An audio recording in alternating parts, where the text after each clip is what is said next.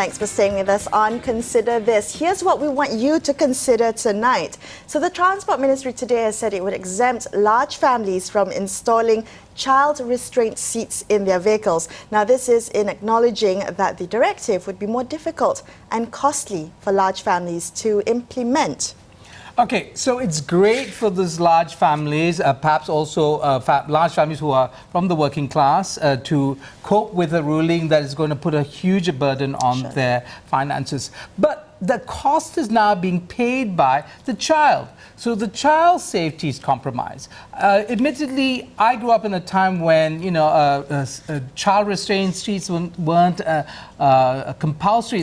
I don't think they even existed. And I seem to have survived. But the question is this: today, when the norm is in fact child safety seats, the child comes from the big family, is deprived of that extra protection that is afforded to those other kids. I had to restrain myself from saying, okay, boomer there, but that's all right. No, I completely understand.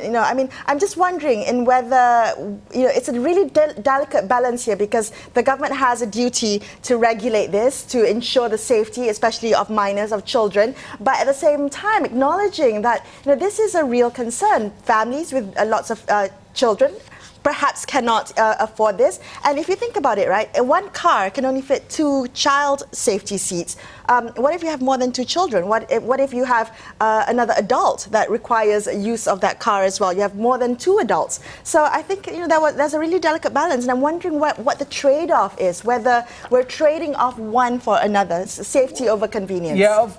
I think it's less a question of convenience. It's a question of the ability to implement these things in a way. So the one solution possibly is for government to subsidize these large families and subsidize seats. You mean? Yes, subsidize the purchase of seats. What about subsidize purchase of big cars? Because if you have 4 children, you're going to need a bigger car. And so this is where you'll see everybody up in arms and saying, why should everybody else pay for your personal decision to have more children? If you've decided to have a huge family, then you should have been prepared to deal with the consequences, the financial consequences of that. Now, this is a difficult question. I don't know what the solution is. I have to wonder, large families, what options do they have? Do they have the option of public transport? Often large families are from the lower to middle income bracket, and that means that it would be more difficult for them to buy bigger cars, to